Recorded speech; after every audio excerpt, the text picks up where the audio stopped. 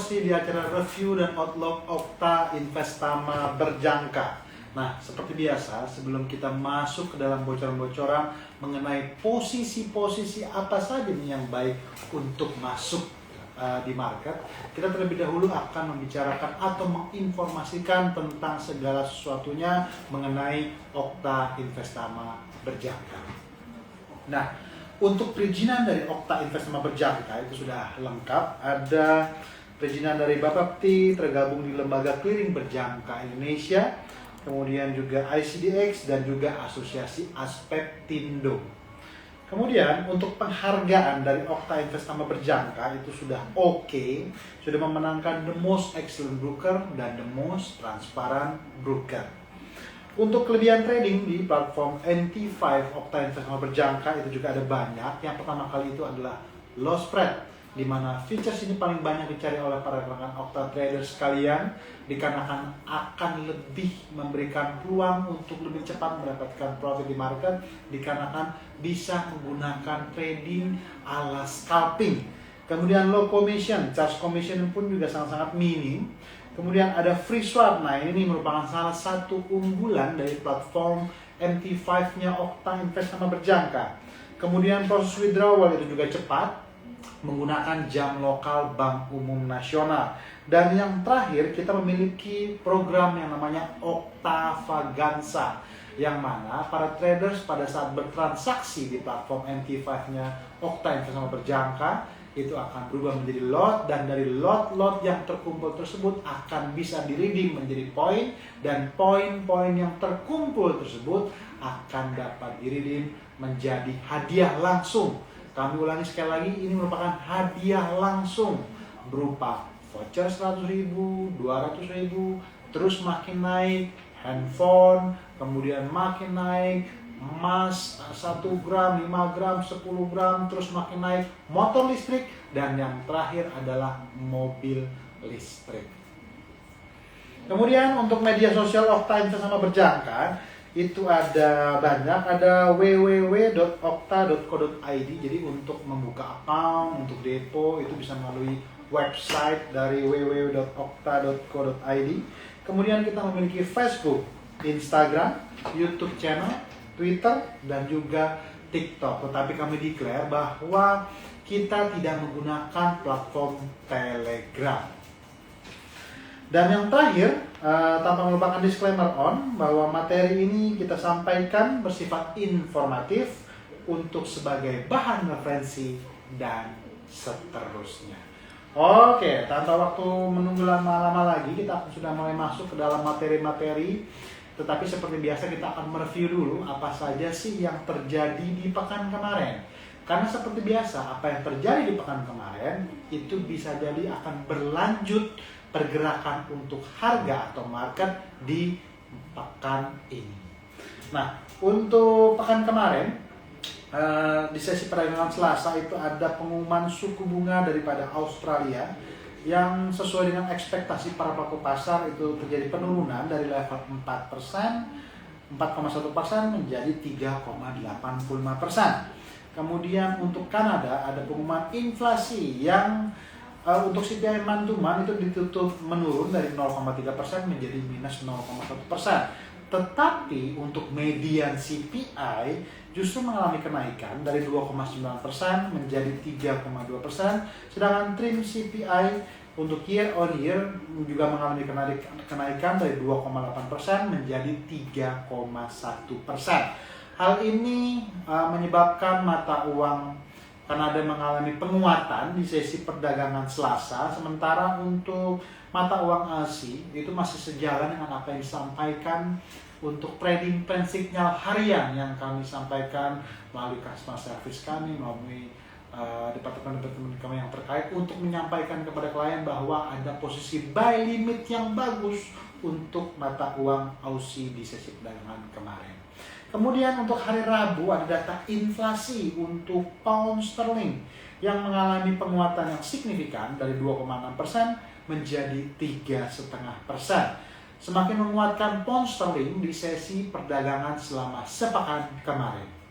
Kemudian untuk sesi perdagangan Kamis, itu ada serangkaian data-data manufacturing untuk katakanlah Prancis, Jerman, Uni Eropa secara keseluruhan, Inggris, dan tak terkecuali juga Amerika Serikat. Tetapi kalau kita perhatikan berdasarkan data-data yang masuk, data PMI dan service PMI Amerika Serikat masih lebih bagus ketimbang daripada negara-negara utama lainnya. Katakanlah Uni Eropa secara keseluruhan dan Inggris, dikarenakan mereka, dua negara tersebut masih berada di bawah angka 50 atau berada di area zona kontraksi. Dan seperti yang kita tahu, apabila di bawah angka 50, maka dapat dinyatakan pertumbuhan ekonomi dari negara tersebut mengalami perlambatan atau kontraksi. Sementara apabila dirilisnya di atas angka 50, maka negara utama tersebut mengalami pertumbuhan ekonomi yang cukup signifikan. Katakanlah Amerika Serikat, untuk manufacturing PMI dari 50.2 menjadi 52.3. Sementara service PMI dari 50.8 menjadi 52.3. Sementara untuk sesi perdagangan hari Jumat, ada penjualan eceran untuk Inggris yang juga dirilis meningkat dari level 0,1% menjadi 1,2%. Semakin mengukuhkan bahwa pound sterling selama sepekan kemarin itu betul-betul melakukan pergerakan naik ke atas atau bertensi, bertren positif. Kemudian untuk Canadian, itu retail sales itu pun juga mengalami kenaikan yang cukup lumayan. Untuk month-to-month dirilis dari minus 0,5% menjadi 0,8%. Oleh karenanya USD terhadap Kanada, disitulah kebalikan daripada pound sterling terhadap USD yang menguat, USD terhadap Kanada terjadi gerakan penurunan. Nah, kemudian untuk minyak, harga minyak naik di sesi perdagangan Jumat 23 Mei, tetapi sebetulnya secara keseluruhan bersiap untuk mencatat penurunan mingguan pertama dalam 3 pekan. Harga minyak terbebani oleh meningkatnya harapan peningkatan produksi OPEC Plus yang besar pada bulan Juli. Sabtu, harga minyak Brent naik 30 sen atau 0,47%, sementara minyak WTI menguat sebesar 27 sen atau 0,44% menjadi 61,47 dolar per barrel. Kedua kontrak itu bersiap untuk kehilangan lebih dari 1% dalam sepekan setelah 2 minggu kenaikan.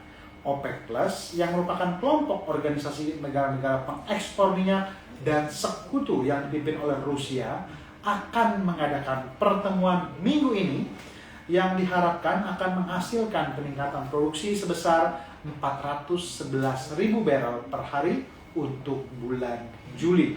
Reuters melaporkan awal bulan ini kelompok tersebut mungkin akan mengakhiri sisa dari pemotongan produksi sukarela sebesar 2,2 juta barrel per hari pada akhir bulan Oktober setelah menaikkan target produksi sekitar 1 juta barrel per hari untuk April, Mei, dan Juni. Nah, jadi dapat dikatakan memang untuk sementara waktu minyak itu memang pada saat hari Jumat kemarin itu memang mengalami kenaikan, tapi kenaikannya itu bisa jadi akan sedikit terhambat oleh pertemuan OPEC Plus yang akan diadakan pekan ini, yang nanti akan kita lihat sama-sama bagaimana nih hasilnya.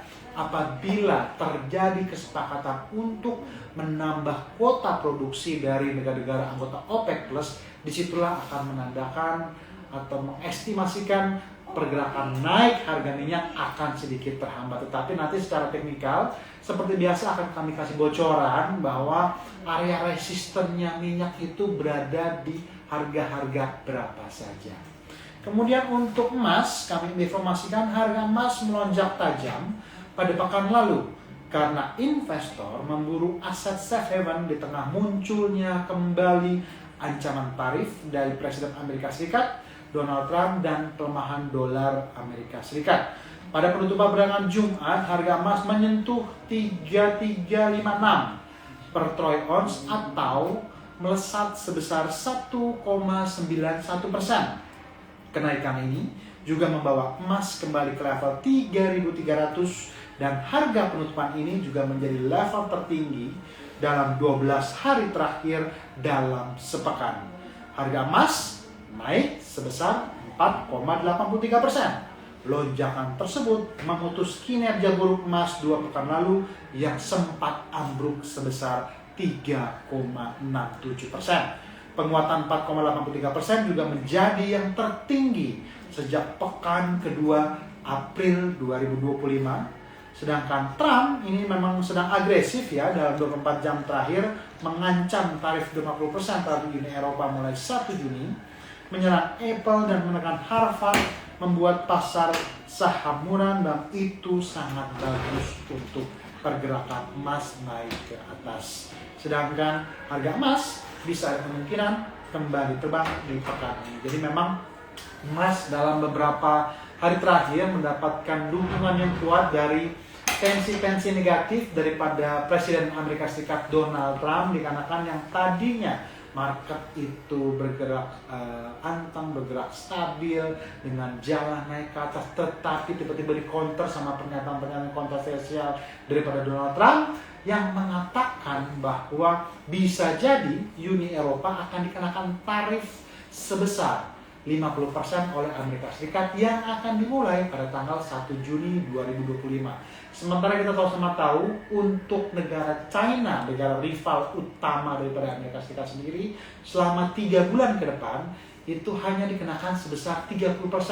Sedangkan Inggris itu hanya dikenakan sebesar 10%. Sedangkan Uni Eropa ada wacana untuk kenaikan langsung sebesar 50%. Nah inilah yang betul-betul membuat market menjadi atau pasar menjadi bergejolak yang menyebabkan harga emas mengalami kenaikan.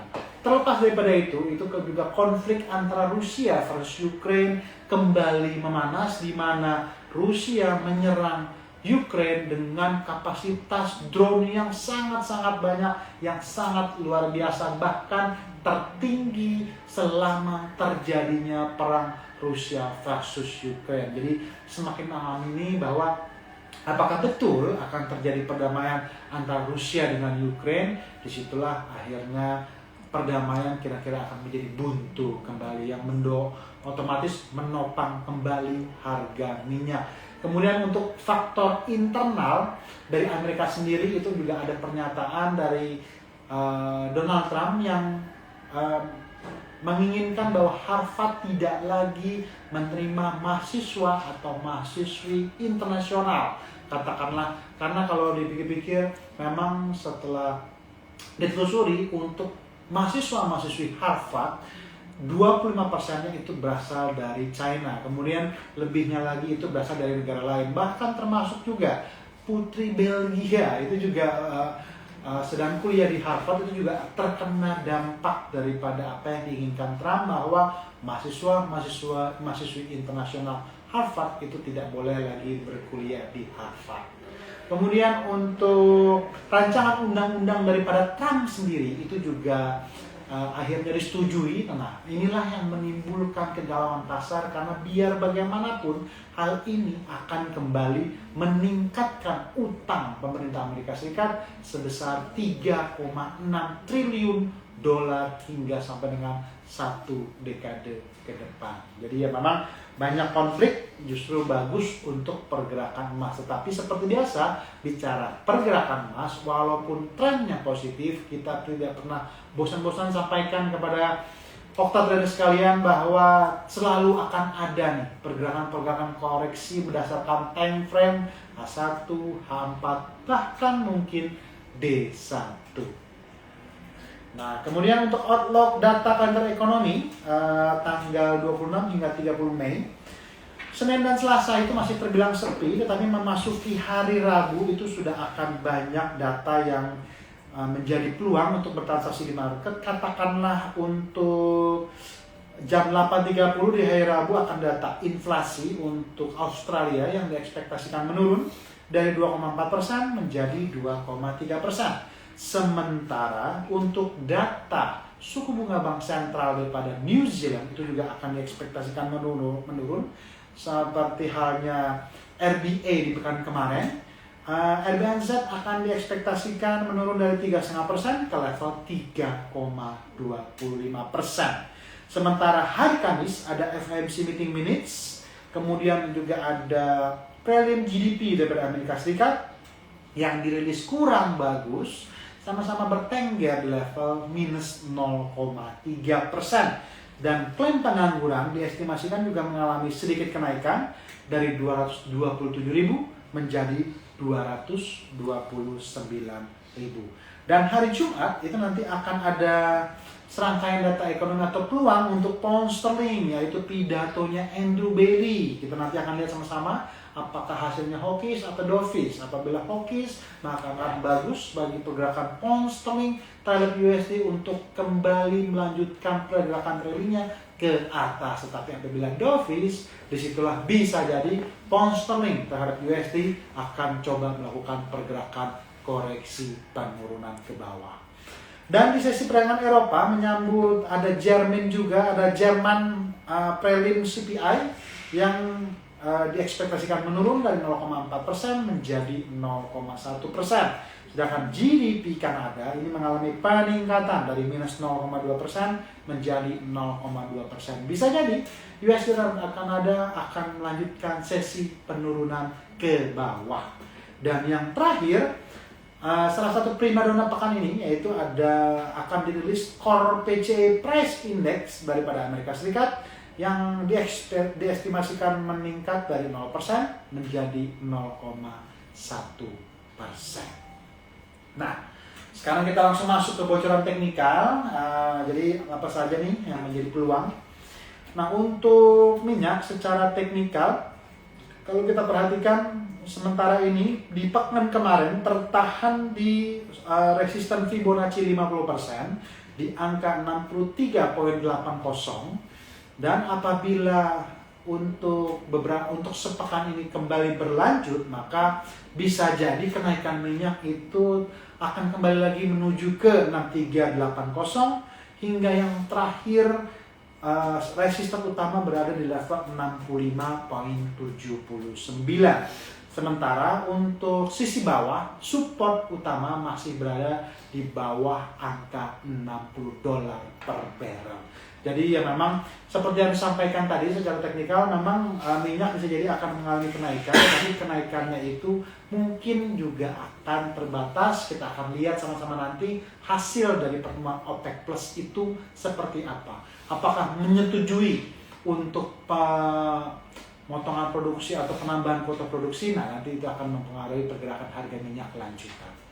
Kemudian untuk emas, untuk harga emas ini pun juga sejalan dengan apa yang kita sampaikan di tren kemarin, bahwa harga emas akan melakukan kenaikan ke level 3316, 3362. Dan betul saja ternyata harga emas itu sempat menyentuh level 3362 atau di level resisten Fibonacci 76,4 di 3362.89. Dapat informasikan bahwa bocoran untuk pekan ini apabila emas true breakout level 3363, dapat dikatakan bahwa harga emas akan kembali lanjut ke atas dengan target menuju 3375, 3401 dan sampai 3437 merupakan resisten psikologis utama. Tetapi sebaliknya, apabila